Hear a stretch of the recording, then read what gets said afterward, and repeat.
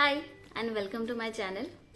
तो आज मैं बात करना चाहती हूँ क्लाउड कंप्यूटिंग मॉडल्स के बारे में। जब भी हम क्लाउड के बारे में बात करते हैं तो क्लाउड कंप्यूटिंग मॉडल्स के बारे में जानकारी रखना बहुत ज़रूरी है, बिकॉज तभी आपको समझ सकता है कि कौन सा सॉफ्टवेयर किस मॉडल पे है और उसमें आपको क्या क्या चीज़ें लगने वाली है फ्रॉम योर प्रोवाइडर और क्या चीज़ें आपको बिल्ड करनी है।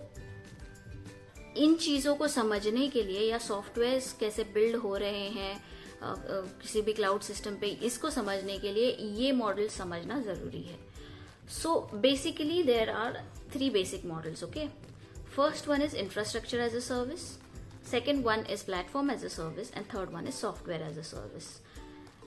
इन तीनों को एक्सप्लेन करने के लिए हमें ये समझना पड़ेगा कि मान लीजिए आपका एप्लीकेशन ऑन प्रेमाइस पे है, premises पे है, it is not on cloud. Okay, so in such scenario what all things you'll need as components to build your application, इसके बारे में जानना जरूरी है।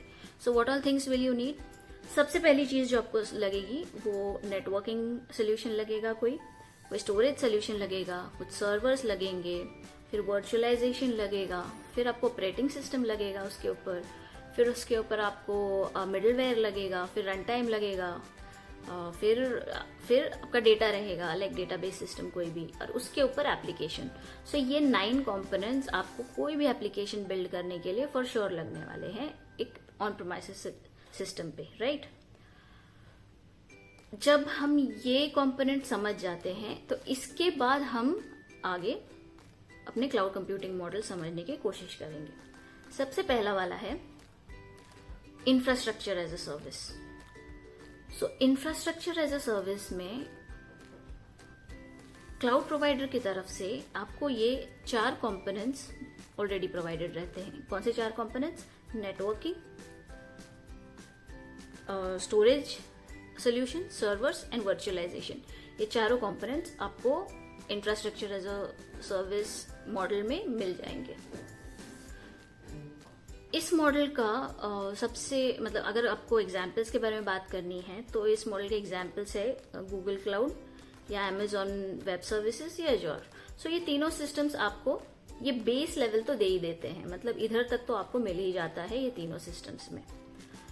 अगर आप एज ए यूजर इन तीनों को यूज कर रहे हो, आप गूगल क्लाउड पे हो, आप एज़्योर पे हो और उसके ऊपर आप मान लीजिए EC2 यूज कर रहे हो, या उसके ऊपर आप EC2 या कोई भी लैम्डा फंक्शंस यूज कर रहे हो, तो of course you are using infrastructure as a service operating model. Second cloud computing model है platform as a service. Okay, platform as a service operating system model में पहले 4 कंपोनेंट्स तो है ही, plus आपको मिल जाता है ऑपरेटिंग सिस्टम, आपको मिल जाता है middleware and run time environment. ये 3 कंपोनेंट जब ऐड हो जाते हैं तब वो बन जाता है platform as a service cloud computing model. इसका यूजर जो है उसको खुद को उसका एप्लीकेशन बिल्ड एंड मेंटेन करना है, एंड उसको खुद को डेटा भी बिल्ड एंड मेंटेन करना है। तो इसका एग्जाम्पल हो जाता है ओपनशिफ्ट या AWS beanstalk system. Okay, someone as a user is going to use systems where he'll have the runtime, he'll have the middleware, he'll have the operating system, everything. उसके बारे में उसको कुछ नहीं करना है। जबकि इंफ्रास्ट्रक्चर एज अ सर्विस में OS भी यूजर को ही मेंटेन करना होता है, मिडलवेयर भी यूजर को मेंटेन करना होता है। जैसे आप EC2 इंस्टेंस यूज कर रहे हो तो आपको जावा इंस्टॉल करना पड़ेगा, आपको अपना ऑपरेटिंग सिस्टम का पैचिंग करना पड़ेगा, पैचिंग एक्टिविटीज करनी पड़ेंगी, so fourth and so on. But platform as a service में ये सब रिस्पॉन्सिबिलिटीज आपकी नहीं है। आपकी रिस्पॉन्सिबिलिटी सिर्फ एप्लीकेशन डेवलपमेंट और data store and use, right. Platform as a service का जैसे मैंने कहा, OpenShift is the biggest example. If you are using OpenShift and Beanstalk in your organization, you are a platform as a service user. Okay, तीसरा cloud computing model है software as a service. Software as a service में ये मैंने पहले बताए हुए 7 components plus data and application सब कुछ प्रोवाइडर मेंटेन करता है। ओके, सो इस मॉडल का एग्जाम्पल है जैसे जीमेल हो गया, गूगल कैलेंडर हो गया, या स्लैक हो गया, या ड्रॉपबॉक्स हो गया। ये सब सिस्टम्स जो है ये software as a solution systems है। सेल्सफोर्स हो गया।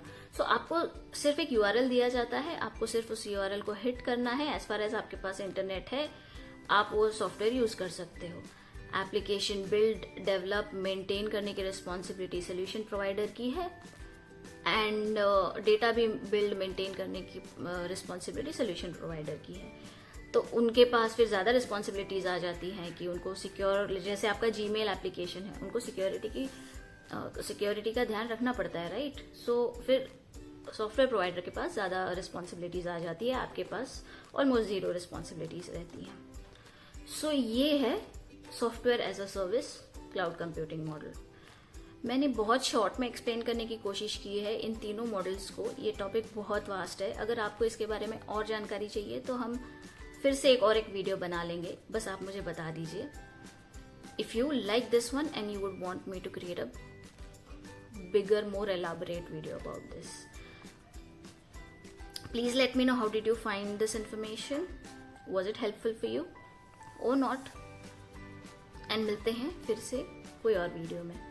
Thank you, bye.